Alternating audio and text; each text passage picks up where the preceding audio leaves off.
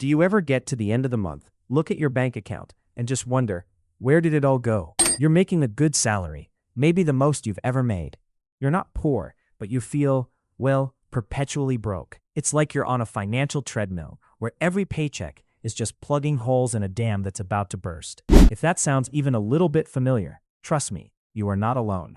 And it's not just you. Even high-income earners are feeling this pinch, often thanks to a sneaky little thing called lifestyle creep. But what if I told you that two people, let's call them Sarah and Mark, could earn the exact same $80,000 salary and live wildly different financial lives? Seriously, on the surface, they both look like they're doing great. But behind the scenes, one is quietly building a fortress of wealth, while the other is maybe 1 or 2 bad months away from a full-blown crisis. The difference isn't how much they make. It's a hidden financial trap that quietly drains your resources. A trap most of us never even see.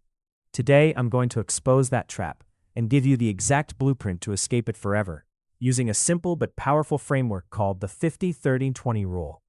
First, let's step into Sarah's world. From the outside, Sarah is killing it. She's got a great job in the city, a cool apartment filled with nice things, and a social life that's always buzzing. Her Instagram is a perfect grid of brunch spots, new outfits, and the latest tech.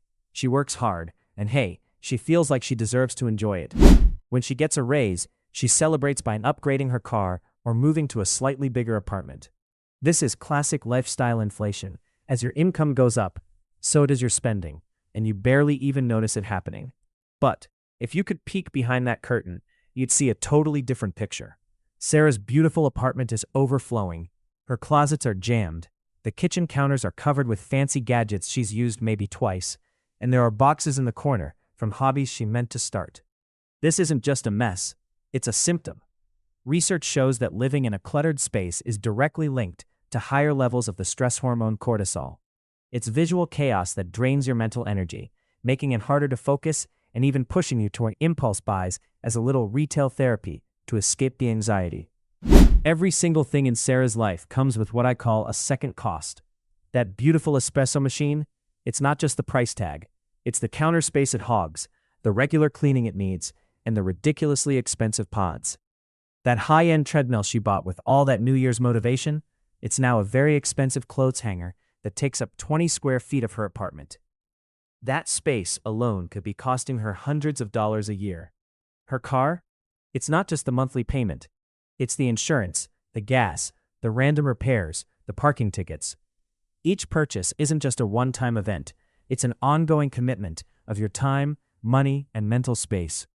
This is the hidden trap. It's the constant, low-grade drain that keeps you feeling stuck. It's why, even with an $80,000 salary, Sarah is stressed. She's running faster and faster just to stay in the same place. She has almost no savings. An unexpected car repair would mean immediate debt. She has a great income, but she has no financial breathing room, no buffer, no freedom. Her lifestyle owns her, not the other way around.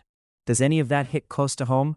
Ever buy something you thought would make life better, only for it to become just another thing to manage? Now, let's go visit Mark. Mark works with Sarah. He makes the exact same $80,000 salary. He lives in the same city, in a perfectly nice but modest apartment. But his life feels completely different. His home is calm and organized. He has a few high-quality things he genuinely loves and uses, but there's no clutter. He drives a reliable used car. He still has fun, goes out with friends, and takes great vacations. So what's the difference? Mark has an 18-month emergency fund just sitting there. That's a year and a half of his living expenses in a high-yield savings account. He's consistently investing for his future. If he lost his job tomorrow, it would be a major pain for sure, but it wouldn't be a catastrophe. He has what Sarah is desperately missing: peace of mind and the freedom to choose. He has the power to switch careers, take a break, or handle a financial hit without panicking. What's Mark's secret? It's not about being cheap or depriving himself. It's that he operates his entire financial life with an intentional framework. The 50-30-20 rule, supercharged with an awareness of the second cost. He figured out early on that real wealth isn't about what you make, it's about what you keep. He doesn't just let his money disappear, he tells it exactly where to go. The 50-30-20 50-30-20 rule is a budgeting framework popularized by U.S. Senator Elizabeth Warren in her book, All You're Worth: The Ultimate Lifetime Money Plan. It's brilliant because it's so simple. You just divide your after-tax income into 3 buckets: 50% for needs, 30% for wants, and 20% for savings and debt repayment. Let's break it down with that $80,000 salary. Now, taxes vary a ton based on where you live and your personal situation. But for the sake of the round number, let's say taxes are about 20%. That leaves a take-home pay of roughly $64,000 a year, or about $5,333 a month. Here's how the 50-30-20 rule works with that. The first bucket, 50% for needs, $2,667 a month. This bucket is for your absolute essentials, the stuff you must pay to live and work. This includes rent or mortgage, utilities like electricity and water, groceries, the basics, not fancy dinners out, transportation to get to work, insurance, health, auto, renters, minimum debt payments. This is where Sarah gets tripped up. Her needs are bloated by the second costs of her wants. She needed a bigger, pricier apartment not just to live, but to store all her stuff. That fancy car she wanted came with a higher payment and insurance, pushing her needs way over the 50% mark. Mark, however, is ruthless about defining a need. A roof over his head is a need. A 2-bedroom apartment for one person filled with junk is a want disguised as a need. He keeps his fixed costs low, and that gives him incredible freedom. If your needs are consistently over 50%, it's a huge red flag that your lifestyle might be too expensive for your income, or that some wants have snuck into your needs category. The second bucket, 30% for wants, $1,600 a month. This is the fun bucket. This is for dining out, hobbies, Netflix, vacations, new clothes, and gadgets. This is where you spend money to actually enjoy your life. The 50-30-20 rule isn't about suffering, it's about spending with intention. A full 30% is a generous slice of your income just for you. Sarah's problem is that her want spending is a total free-for-all, constantly spilling over and eating money that should be for savings. And she never thinks about the second cost. That $400 designer jacket isn't just a $400 purchase. It requires dry cleaning, a time and money cost, and takes up precious closet real estate. Mark treats his wants budget like a curator. He asks not just, can I afford this, but is the ongoing commitment of this thing worth it? He'd rather drop $500 on an amazing weekend trip that creates a memory than on 5 cheap gadgets that will just end up in a drawer. It's about maximizing your joy, not just accumulating stuff.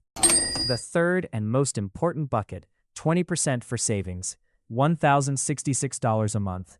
This is where wealth is built. This 20% is for your future self. It's for aggressively paying down debt, anything above the minimums, building your emergency fund, and investing for retirement or other big goals. Mark makes this his absolute priority. The first thing he does when his paycheck hits is to automatically transfer 20% into his savings and investment accounts. He pays his future self first. Sarah thinks of savings as whatever might be left over, which of course is almost never anything. This is her single biggest mistake, but there's an even bigger cost hiding here: opportunity cost. Opportunity cost is the ghost of the investment you didn't make. Take that $15,000 home gym Sarah impulsively bought and now barely uses. It's not just costing her space. The real tragedy is what that $15,000 could have been doing. If she had invested it in a simple S&P 500 index fund based on historical averages and keeping in mind that past performance is no guarantee, that money could have grown to over $50,000 in 15 years without her doing a thing. The true cost of that unused gym isn't $15,000, it's the $50,000 in future freedom she gave up for it. Mark gets this. His dollars are like little employees always working for him, compounding wealth in the background. Before we go any further, I want you to try something. Grab a piece of paper or open a spreadsheet and quickly track your spending from last month. Put everything into needs, wants, and savings. What do your percentages look like? The results might honestly shock you. It's a simple but powerful first step, and if you're serious about taking back control, try a budgeting app that can automatically track and categorize your spending for you. It makes this whole process practically effortless. Understanding the 50-30-20 framework is step 1. But putting it into practice, especially in a world that's designed to make you spend, requires a few tactical rules. Mark lives by 3 simple ones to vet every purchase and keep his second costs from getting out of control. Rule 1. The cost per use rule. Before buying any non-essential item, Mark does some quick mental math. He asks, for real, how many times am I going to use this in the next year? Then, divides the price by that number. A $300 gadget he'll use twice has a cost per use of $150. Is one use worth $150 to him? Probably not. But a $200 pair of high-quality boots he'll wear 100 times has a cost per use of just $2. That's a fantastic value. This cuts through the marketing hype and forces you to see an item for its actual utility in your life. Rule 2. The replacement test. Our homes are filled with things that seemed like a good idea at the time.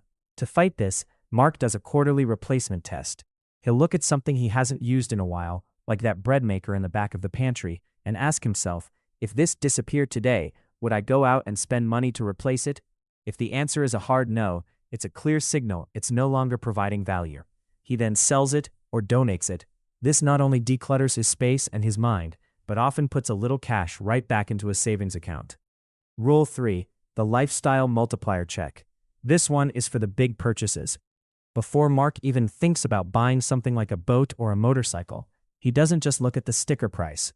He forecasts the full second costs that come with it. A boat isn't just a boat. It's a trailer, storage fees, maintenance, fuel, insurance, and a dozen weekends spent on upkeep instead of fun.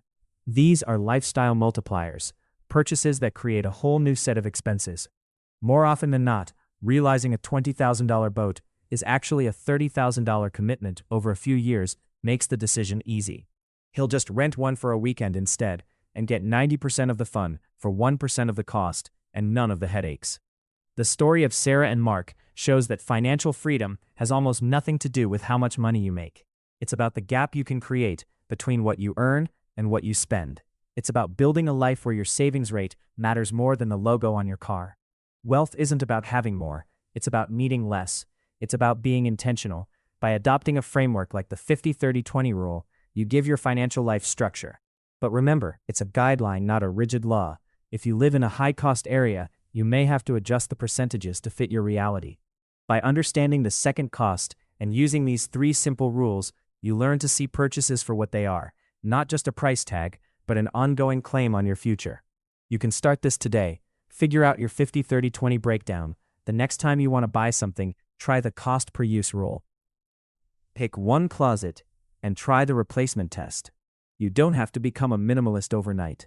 Just start making more conscious choices. Start building that buffer, that breathing room, that freedom. Because true wealth isn't measured in dollars, it's measured in options. If this video helped you look at your money in a new way, do me a favor and hit that like button and subscribe for more videos on building real, lasting wealth. And now I have a question for you.